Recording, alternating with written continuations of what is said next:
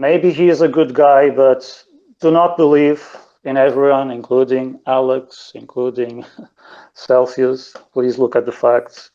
And there is a lot of manipulation in the crypto market on stocks.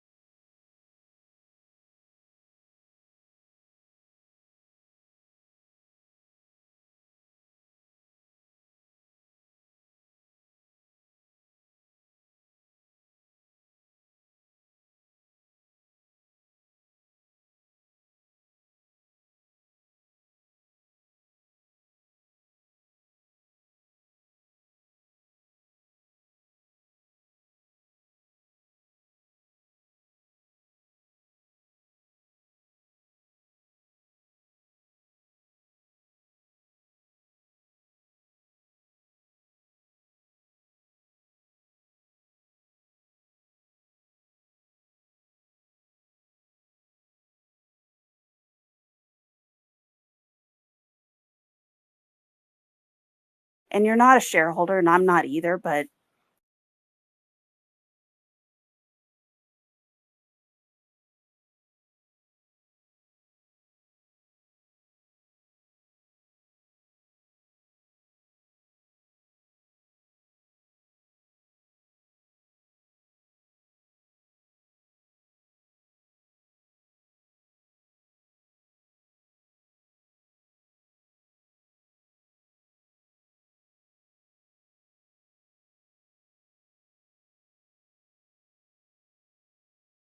This was meant to be a silent disclosure video, but I decided to add some context to Keith. So I think around 2022, Keith started posting things about Celsius, especially late into the year. And I recall him posting like a balance sheet, and I asked him, could you provide me the link so I can also check it out? And he sent me the link. So, but unfortunately, sometimes the link is resized, and what arrived in my DMs, if you click it on it, basically the full link was not there. So it was not directing me to any place. So I just went to the court docket, searched there, and like on 30 seconds, I had the balance sheet or the document that I was looking after. So I posted that balance sheet, and of course I added the sources so other people could like check it out immediately. And he basically tweeted at me, "You should have thanked me for providing this." And I then sent him a DM or tweeted at him that saying that the URL he sent me was not working. And I think he deleted after that. But I think that is a great point to illustrate how petty or narcissistic this guy is, because that was not his content or something that complex. But okay, after this, I basically found out he's not a creator. He never used Celsius. He doesn't have a mining background, and he starts talking a lot about mining. And the things he said and continues to say are usually out of context and show a lack of understanding on what must be done. And one of the reasons I want to add some color to Keith is that this fellow creator ran a space about Ionic Digital. Now it's very interesting that this space is not available and you cannot listen to it anymore, because I wanted some receipts here. But basically, this tweet comes following that space. And the reason I'm going into this is to show you the sort of manipulation he usually engages in, and the way he states things like he's 100% correct and leaves no chance that he might be saying something that is wrong or incorrect. And here you can see that on the space he talks about my personal account, that I said that the company was, that I claimed that the company was profitable. What I said was that the company was cash flow positive especially in terms of EBITDA. Now, I'm not claiming this. This is said in court by the CEO under perjury. So this means that if you lie in court, you are going to jail. So you have to take statements under perjury as probably one of the best and most truthful statements out there. So you have to trust this. You cannot trust like a guy that has no mining experience. You have to first trust what is being said in court. It's like the highest standards. So anyway, he now twists my statement saying that I said it was profitable. I said it was EBITDA profitable or cash flow positive. So what this means is that the revenues are higher than the expenses, and in these expenses are not included things like are usually not included things like one-time payments, like the build out of Cedarvale. So in court, the company require additional investments to finish one of the sites, which I think it was Midland, and basically Celsius or every creditor invests some of their holdings into finishing this site. So when you say, now you can see that I was speaking about the end of, especially the end of 2023, but he now goes back to 2022 and he says net loss. So this net loss includes depreciation and includes also build-out costs. And you see here that we have a big loss, right? But you have to add some context to this, and I don't think this adds any value to you as a shareholder. So for some context, Celsius bought a lot of rigs in just one massive buy, like 120,000 rigs, and they had no place to sit them or energy contracts to plug them in and start mining. So they lost a bunch of opportunity costs and ability to generate some revenue on those rigs. And because rigs depreciate a lot, and because you had a bear market, there was a lot of depreciation. You can consider this, but I would recommend you not to, because what was done before bankruptcy and the onset of bankruptcy had many mistakes by the previous leadership. And it was also a very difficult situation to manage, as a lot of time was lost. And if you read also the examiner's report, you can also see a lot of third parties taking advantage of the company and even misappropriating some of its assets, as the company was in Chapter 11. So everything that deals with the depreciation of rigs and some of the depreciation of sites, I do not include that. For me, I only care what was invested in bankruptcy on the sites such as Midland, the revenues and the expenses, the operational expenses with running the company, and what was generated. But here, if you look at this from my point of view, what you are trying to understand is that the money that you put now in bankruptcy, if it's still there or not there, okay? So I'm not trying, and I'm not recommending to try to have a belief that you're going to recover the opportunity cost that was lost when Celsius filed for bankruptcy and when it decided to buy hundreds of thousands of rigs. So I'm just trying to make creditors focus on what they put in bankruptcy, as those funds will have gone to them. So if you look from this point of view, the asset value is still there or has even increased. This is why, from this point of view, you will always disregard the depreciation, as the previous management is responsible and the extraordinary event that bankruptcy is. He also makes another claim that people say that the company didn't sell any BTC in 2023. Now, I was in that space, I think, for the entire time, and I don't recall anyone saying that. And if you just look at the court documents, it's pretty clear that they sold. But at the end of 2023 and the beginning of 2024, most of the mine BTC was kept. And if you just look at emergence, that's when you figure out that they didn't sell any BTC. So I don't think he understood what people were referring to. I think it's kind of obvious that they were referring to the end of 2023 and starting post-emergence. On this table, you have here his estimates of the Bitcoin that I think they held. I'm not sure where this hold estimate is coming from, and also this title where it says hold, sold, save. It doesn't make sense if you hold something you didn't sell. But I think he's trying to say that the net change in Bitcoin, but these numbers are not accurate. Now, if you go look the monthly operation reports, which are done under perjury, this is the actual Bitcoin that they didn't sell. So the net Bitcoin that is being added to their Bitcoin holdings. You can see here on January you had 169. So he's saying that on January you had 73 or even 144 here. And you can see this one is completely wrong. This is more or less correct, I guess.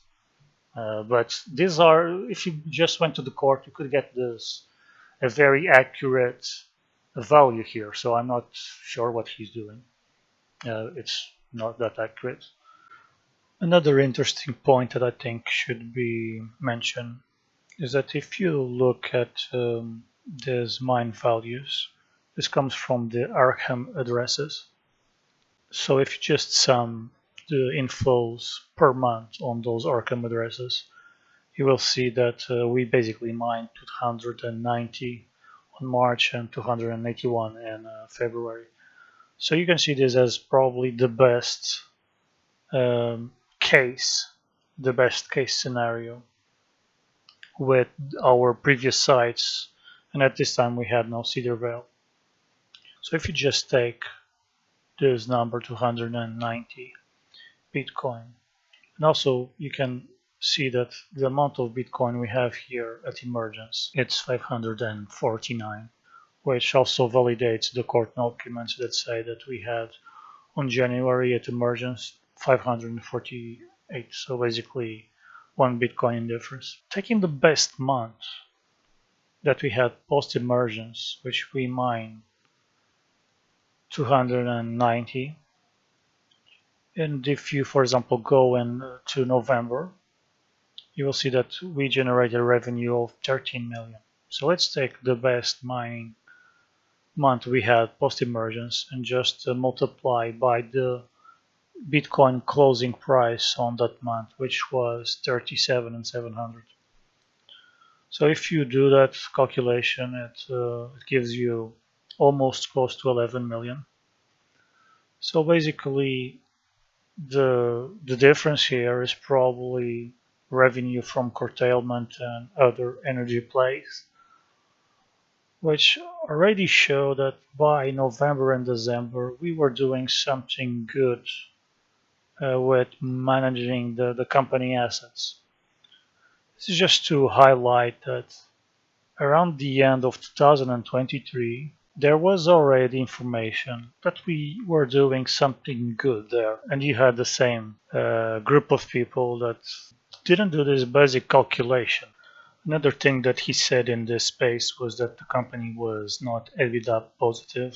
You can see September positive, October positive,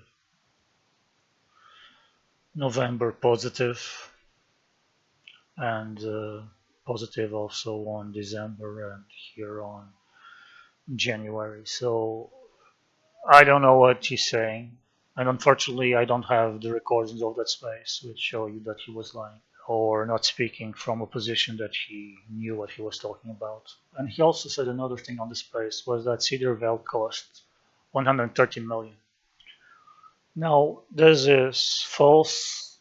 Anthony Napolitano, which allegedly he has insiders in the sites of Celsius, said this made no sense. I said it also made no sense. I remember court documents that stated 70 million, and I think he was confusing with some of the Cedar Vale bankruptcy filings that said that the site could be valued at around 130 million. So I think That's what he was confusing with. But again, he did not correct this. He did not leave any sort of a big ambiguity that he might be wrong, and that's my main issue. And I think in the contract with Hutch, they even have some target that if they come under budget, they are rewarded for that. And the other issue I have with Keith is that he has manipulated data to attack another class of creditors, victims here, and he basically took all the creditor claims themselves, which goes to like 300,000 creditors. But from these 300,000 creditors, a large percentage of that has under $100 in claims. So he used this larger user base to basically dilute the actual impact of giving Cell Token a lower price.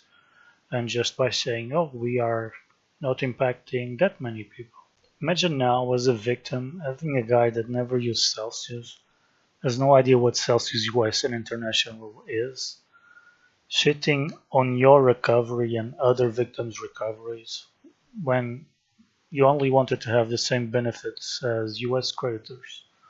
And especially when you consider that you were used as a cash cow to allow insiders to cash out their millions in Cell Token. And unfortunately, I think some of US creditors also shown no sympathy for this class. And I think this comes a lot from a place of ignorance, because if you are a US Celsius creditor, you are using another platform. And for example, for you international to have access to like zero interest loans, which the US had, you were forced to have like 25% of your assets in Cell. So this makes a huge difference, okay? And if you go read the Max Gallagher report, which is basically the report that the company used to give a low price. Now you actually have to read it. You cannot go to the conclusion or summary. You even have to do a few calculations. But basically you can see that there, OTC buyers of Cell Token, the average spend was like $2.14. And imagine this is the average, so it means that the actual max and minimum values are much higher. So in my case, I did buy Cell OTC. I bought like $5. It was, I think, on top of the bull market, 2021, if I recall correctly. Now, I sold most of my Cell. But even then, I never had a significant total position and Cell Token.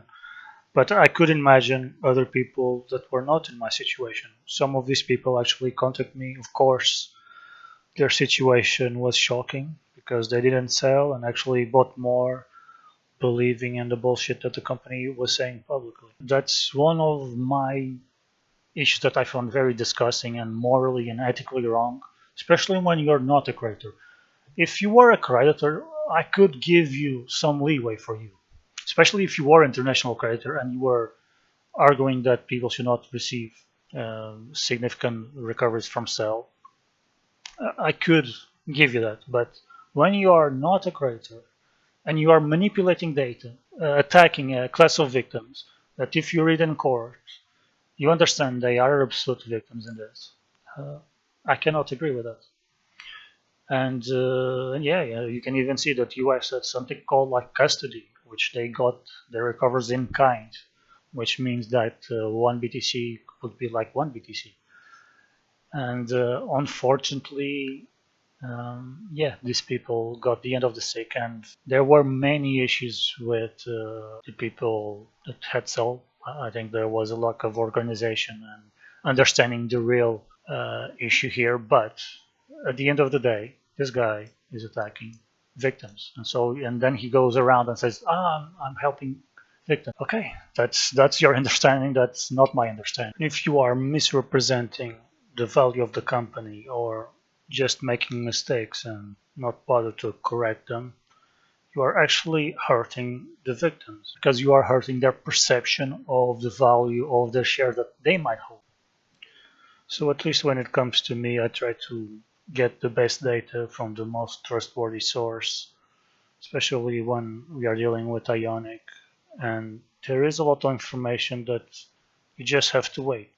And yeah, this guy has been blocked. by many people, CEOs including Asher, because he was just spreading misinformation. And yeah, you could see that, as I said it before, he already made mistakes. And I wish I had the audio of this space, because now I could compare one to one what Asher told and the way he misrepresents what he said here. Anyways, that's my take on Keith. Don't take his word for it, okay? He has done things that I like and retweeted in the past, but always take a second opinion. It's very important to take a second opinion with this guy, and take everything he says with a huge grain of salt. He has no insider information, as far as I know. Anthony has, and has no mining experience. And I think he has issues with just using logic deduction.